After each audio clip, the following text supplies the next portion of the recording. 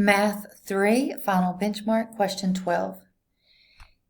If sine squared of x equals 3/4, which could be the value of the cosine? All right, so we're dealing with both sine and cosine. So the first thing that comes to mind is Pythagorean identity. So I'm going to say sine squared of theta plus cosine squared of theta equals 1. All right, so they give us sine squared here. So we can plug in 3/4 plus cosine squared of theta is equal to 1. Now I'm solving for cosine, so I'm going to subtract 3/4 from both sides. So my cosine squared of theta equals, and then I need a common denominator.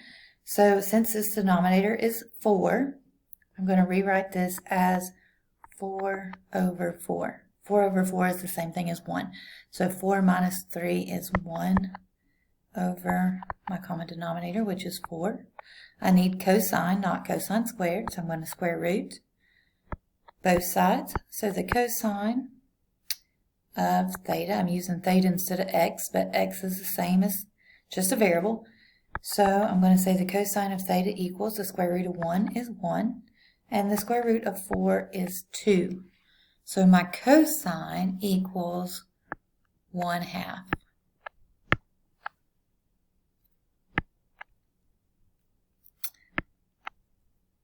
And that is answer B. And my pen quit working for a minute. So the answer to number 12 is B.